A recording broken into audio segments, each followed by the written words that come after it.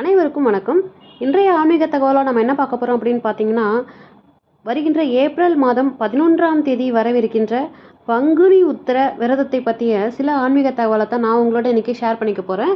இந்த பங்குனி உத்திர விரதத்தை எப்படி நம்ம அனுஷ்டிக்கிறது அப்படிங்கிறத பற்றின பதிவு தான் இது. வாங்க பதிவுக்குள்ளே போயிடலாம். இந்த சிறப்புமிக்க பங்குனி உத்திரமானது 2025ஆம் ஆண்டு எந்த அன்னைக்கு வருது அப்படின்னு பார்த்தீங்கன்னா, பங்குனி உத்திரம் வெள்ளிக்கிழமை அன்னைக்கு ஏப்ரல் 11ஆம் தேதி கொண்டாடப்பட உள்ளது. உத்திர நட்சத்திரம் எந்தன்னைக்கு ஆரம்பிக்குது அப்படின்னு பார்த்தீங்கன்னா, ஏப்ரல் 10ஆம் தேதி அன்னைக்கு மத்தியானம் 2:07 தொடங்கி ஏப்ரல் 11ஆம் தேதி அன்னைக்கு மாலையில் 4:11 மணிக்கு இந்த உத்திர நட்சத்திரம் முடிவடையுது. இந்த பங்குனி உத்திரம் அப்படிங்கிறது பங்குனி மாசத்துல வர்ற பௌர்ணமி திதியும் உத்திர நட்சத்திரமும் சேர்ந்து வர்ற நாளை தான் நம்ம பங்குனி உத்திர நாளாக நம்ம கொண்டாடுறோம். பொதுவாக பங்குனி உத்திரம் அப்படிங்கிறது தெய்வ திருமணங்கள் பலவும் நடைபெற்ற நாள் அப்படிங்கிறதால இந்த நாளை திருமண தடை நீக்கும் விரதமாக பக்தர்கள் கொண்டாடுறாங்க.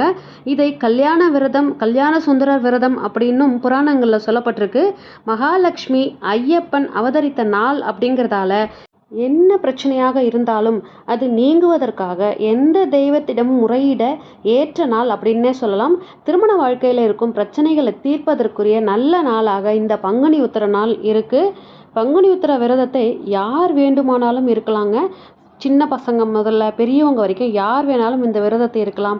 இந்த நாளில் பக்தர்கள் பலரும் முருகனுக்கு காவடி எடுக்கிற வழக்கம் இருக்குது. இந்த நாளில் திருப்பதியில் இருக்கிற புஷ்கரணி உள்ளிட்ட புனித குளங்களில் நீராடினா அப்படின்னா மறுபிறவி ஏற்படாது அப்படின்னு பத்ம புராணத்தில் கூறப்பட்டிருக்கு. பங்குனி மாதத்தில் வர்ற பௌர்ணமியும் உத்திர நட்சத்திரம் இணையும் நாளை தான் நம்ம பங்குனி உத்திரம்னு சொல்கிறோம். ஒரு சில நாட்களில் பௌர்ணமியும் உத்திர நட்சத்திரம் இணைஞ்சு வராது. இருந்தாலும் நம்ம உத்திர நட்சத்திர நாளை நம்ம பங்குனி உத்திரமாக கொண்டாடுறோம். தமிழ் மாதங்களில் 12வது மாதமாகிய பங்குனியும் 27 நட்சத்திரங்களில் 12வது நட்சத்திரமாக வர்ற உத்திர நட்சத்திரமும் இணைஞ்சு வர்ற நாளை தான் பங்குனி உத்திர நாள் அப்படின்னு நம்ம முருகப்பெருமானுக்குரிய நாளாக, முக்கிய வழிபாட்டுக்குரிய நாளாக நம்ம சொல்கிறோம். ஆனால் இது சிவன், பெருமாள், சுவாமி, ஐயப்பன், தர்மசாஸ்தா அப்படின்னு எல்லா தெய்வங்களையும் வழிபட்டு தெய்வீக அருளை பெறுவதற்கான அற்புத நாள்னு சொல்கிறாங்க. அப்படிப்பட்ட இந்த அற்புத திருவிழா வருகின்ற ஏப்ரல் மாதம் 2025 11ஆம் தேதி வெள்ளிக்கிழமை அன்னைக்கு இந்த பங்குனி உத்திர பெருவிழா வருகின்றது. இந்த நாளில் எந்த முறையில் விரதம் இருந்தால் முழு பலனையும் நம்ம அடையலாம் அப்படிங்கிறத பற்றி தெரிஞ்சுக்கலாம் வாங்க. ஏப்ரல் 10ஆம் தேதி அன்னைக்கு மதியமே உத்திர நட்சத்திரம் ஆரம்பிக்கிறதால நீங்கள் அன்னைக்கு பகல் பொழுதில் ரொம்ப எளிமையான முறையில் சைவ உணவு எடுத்துக்கிட்டு இரவில் பால் பழம் அருந்தி எளிமையான உணவை சாப்பிட்டு நீங்கள் பால் பழத்தை சாப்பிட்டுட்டு நீங்கள் விரதத்தை ஆரம்பிச்சிருங்க. ஏப்ரல் 11ஆம் தேதி அன்னைக்கு பங்குனி உத்திர நாள் அன்றைக்கி அதிகாலையில் எழுந்து குளிச்சுட்டு உங்கள் வீட்டையும் முருகன் படம் அல்லது சிலையையும் சுத்தம் செஞ்சுக்கோங்க. வாசலில் கோலம் போட்டு வீட்டின பூஜை அறையில் விளக்கேற்றிருங்க. முருகன் விக்கிரகம், வேல் ஏதாச்சும் வச்சுருந்தீங்க அப்படின்னா அந்த விக்கிரகத்துக்கோ வேலுக்கோ பால், பன்னீர், பஞ்சாமிர்தம், சந்தனம் இந்த மாதிரி பொருட்களால் எளிமையாக நீங்கள் அபிஷேகம் செஞ்சுக்கோங்க.